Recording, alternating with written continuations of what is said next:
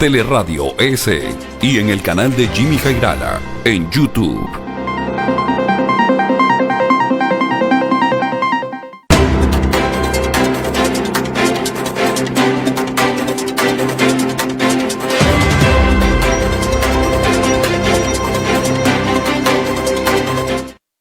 Ocho con 2 minutos, no sé si le va a dar apetito al ministro con esto, pero a mí ya me dio. ¿Sabe cuál es el secreto para un buen pan? El secreto es Harina Super 4, la primera en rendimiento y calidad. Harina Super 4, el secreto para un buen pan. Para ventas y distribución, llame al 0999-486-977. Saludamos al doctor Juan Carlos Ceballos, ministro de Salud. Gracias por darnos estos minutos de su tiempo. Díganos primero si nos está escuchando y viendo sin novedad, ministro. Perfecto, le escucho y le veo sin novedad. Muy bien, déjeme cambiarle el nombre, le están cambiando el nombre y va a tener problemas. Ahí está, doctor, le habían puesto otro nombre. Doctor Juan Carlos Ceballos. $2 de multa les ponemos a los muchachos aquí. Vamos a hacer una vaca. Doctor, ayer vimos, y en la tarde y noche, una noticia que nos pareció alentadora, ¿no? En Quito, aparentemente, y por eso le preguntamos a usted, porque es la autoridad en la materia, ya hay más disponibilidad de camas. ¿Qué quiere decir esto? Que la gente está prefiriendo, ha optado, ha priorizado curarse en casa, o que está bajando el nivel de contagios y necesidad de ocupación de camas. Definitivamente es una disminución en el contagio de las camas, en el contagio de las personas, y por lo tanto se refleja eso en una menor demanda de camas. Nosotros tenemos los datos del día de ayer y, por ejemplo, en Pichincha nosotros tenemos una disminución de los casos, tanto de, por ejemplo, las llamadas al 171 por enfermedades infecciosas agudas. Tenemos una disminución también de emergencias, de personas que van a las emergencias, a los hospitales. Y eso, como digo, se refleja en la ocupación de las camas, ¿no? De un total, por ejemplo, de camas hospitalarias que estaban adecuadas para ver antes de entrar a cuidados intensivos, de 148 en el mes de julio, el julio 26 exactamente, pues hoy hay simplemente 48. Ayer hubo 42, entonces como que va bajando mucho la demanda de las camas. Pero estamos hablando de las de cuidados intensivos, ¿verdad? Siempre son cuidados intensivos y siempre son camas hospitalarias que han sido destinadas para ese efecto. ¿Cree usted que se debe bueno, entraron en el estado, ¿cómo le dicen? Está en la meseta, parece, el nivel de contagios en Quito. Bueno, después de lo que vivimos en Guayaquil, yo creo que el énfasis ha sido contener en el resto del país, y esto no es solamente Pichincha, no es solamente Quito, en el resto del país yo tengo evidencia de que el asunto está bajo control. ¿A qué me refiero esto? A que, de nuevo, el número de contagios, hay unas tasas que se llaman la tasa de contagio, ¿no? Y que tiene que estar bajo 1. Y la mayoría de las provincias del país están bajo 1. Ese es uno. Segundo, como le decía anteriormente, el hecho de que haya una disminución de la demanda, tanto de servicios, de infecciones respiratorias agudas, de gente que va a emergencia, se refleja en la disminución de las demandas. Una de las causas más importantes que yo atribuyo a esta disminución es el hecho de que nosotros activamos todo el sistema de atención primaria de salud. Estamos yendo directamente a las comunidades, trabajando con el médico de barrio, estamos trabajando con los vigilantes comunitarios, con los líderes comunitarios, como para contener ahí. Entonces, más bien, es ahí donde se contiene, se identifican los casos, es una búsqueda activa de casos. Y si es que es necesario, más bien se transportan rápidamente al hospital. Nosotros no estamos haciendo lo contrario, de esperar que los casos graves vayan a los hospitales. En la mayoría de las veces, los casos son detectados a nivel comunitario y luego pasados hacia los hospitales, derivados de los hospitales. Doctor, dígame una cosa, ¿por qué, esta es mi impresión y usted me corregirá si yo estoy equivocado, ¿por qué la información que aparece en la infografía generalmente como que no coincide con la realidad del día a día, me refiero? Por ejemplo, Usted me está diciendo y me ha dado la cifra estadística de que ha bajado la ocupación de camas UCI en Quito. Pero Claro. en cambio, la infografía me dice que entre ayer y anteayer hubo 600 contagios más. Entendemos que es porque no corresponden al día, sino seguramente a X días atrás. Eso, por favor, explíquenos porque nunca terminemos de comprenderlo.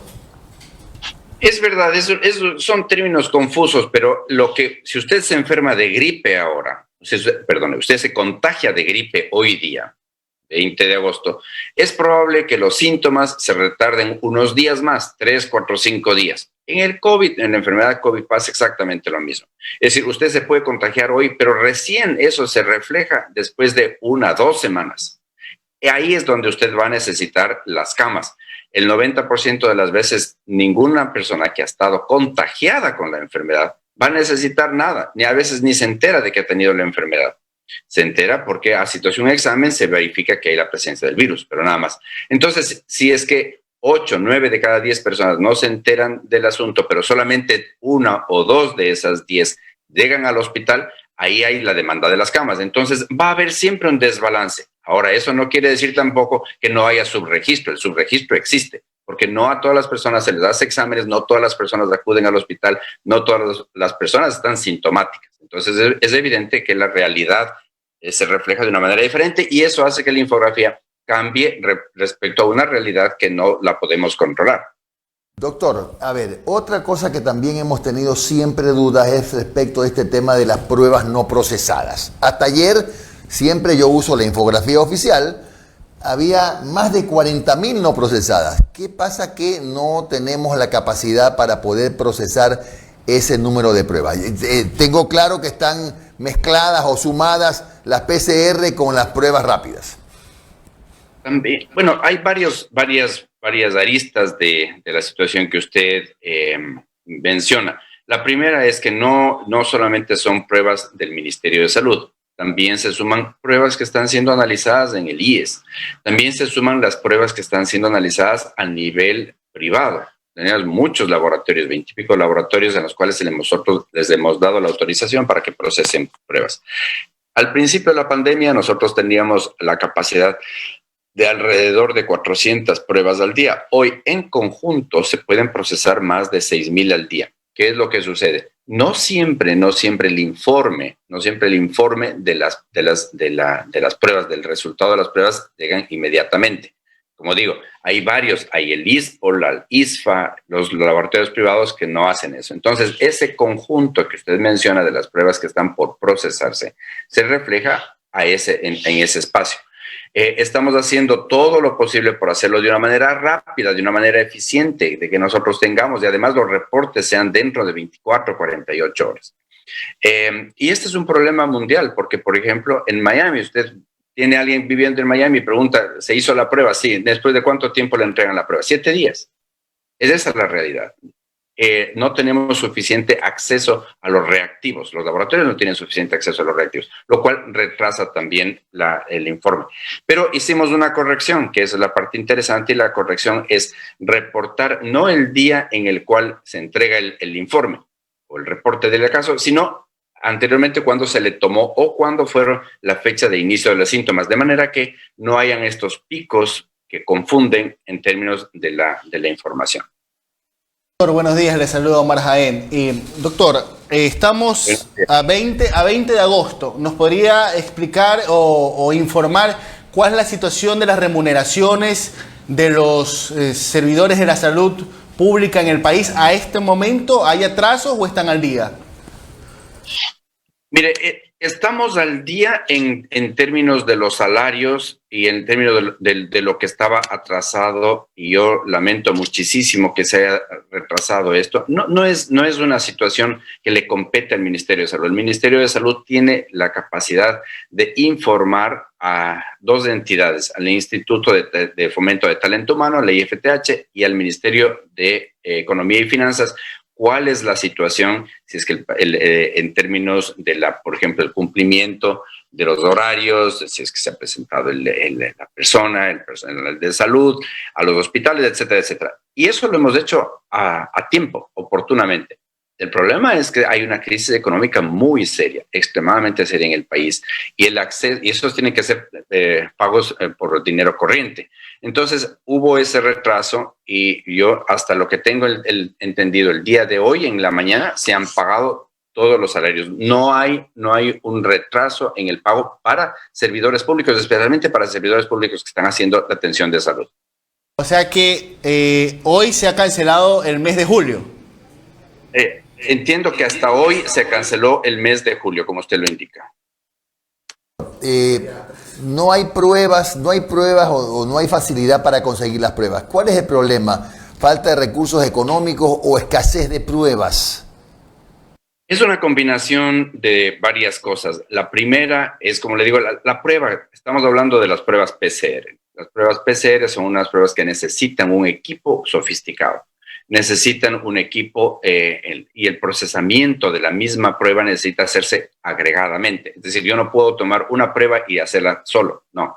Necesito esperar cierto número para correr las pruebas, porque son aparatos sofisticados, automatizados que requieren esa modalidad. Esa es la primera cuestión. Luego, esta misma prueba no solamente es del proceso, pero es del reactivo. Y hay varios reactivos, unos que dividen el ADN, o en este caso el RNA, o el ARN, y después de eso, además, tienen que hacer un proceso más que necesita un segundo reactivo. En este proceso, entonces, hay una demanda de varias horas, si es que se hacen en conjunto, pero también tenemos varios datos que están pendientes. Entonces, nosotros estamos trabajando 24/7 con el INSPI de manera particular para eso. INSPI Guayaquil, Cuenca y Quito. Pero también hemos dado, como le decía, oportunidad a que varias otras entidades, laboratorios privados y universidades procesen estas pruebas. Doctor, ahora, si tenemos, como usted mismo lo reconoce, tantas dificultades todavía con las pruebas, por escasez, por plata, por escasez de pruebas, porque hay mucho laboratorio que las demanda, etcétera, ¿cómo queremos hacer la vacuna? Si no hemos podido con esta etapa, con esta parte del proceso que también es importante, ¿cómo usted cree que Ecuador puede aspirar a hacer una vacuna? Bueno, en primer lugar, lo de las pruebas, como digo, se están haciendo. En lugar de hacerlo masificadamente, como muchos países lo han hecho, nosotros estamos haciendo un muestreo selectivo de las personas.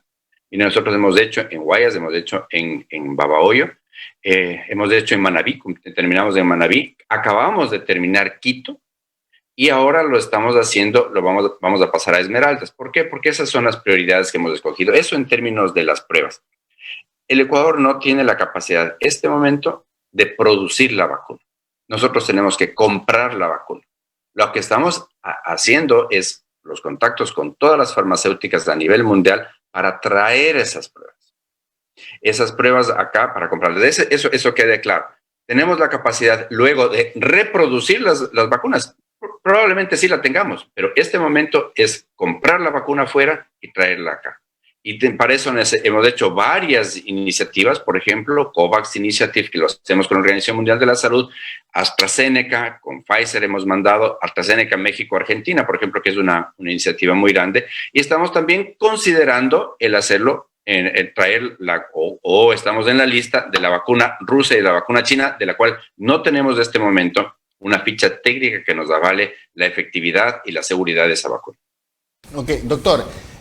A ver, solamente para informarle, aquí las personas que están viendo el noticiero y nos están enviando mensajes por interno, dicen que todavía no han cancelado los sueldos. Insisto, yo sé que usted en este momento no es el que gira el cheque, yo lo sé, pero para que lo tenga presente, doctor. Ahora, sobre este mismo tema, y disculpe que insista, usted supongo que está además informado sobre el tema de los posgradistas, profesionales que estuvieron en primera línea durante el pico de la pandemia, por ejemplo, acá en Guayaquil y también en Quito lo han estado, y que con el tema de la ley de ayuda humanitaria se disponía que estas personas, que sabemos que no tienen un contrato fijo u ocasional dentro del sector público, debido como trabajaron durante el pico de la pandemia, con la ley de ayuda humanitaria se dispone que ya ingresen al rol del Estado como funcionarios ya del Ministerio de Salud Pública que sean contratados. ¿Usted sabe cómo está esta situación para los posgradistas del país? No todos los posgradistas del país están dentro del rol o están relacionados con el Ministerio de Salud Pública. Los posgradistas pueden hacer tratos, y de hecho lo han hecho en años anteriores, con entidades privadas, el Metropolitano, el IES, policía, etcétera, etcétera. Es decir, buscando un lugar donde ellos puedan tener y hacer un posgrado de acuerdo a la demanda de camas, demanda de pacientes que esa entidad hace. Esa es la primera cuestión. De los 714 médicos posgradistas que tenemos nosotros, a ellos sí estamos considerando. Ahora, no todos los médicos posgradistas han trabajado en el tratamiento de la enfermedad COVID. Le doy un ejemplo.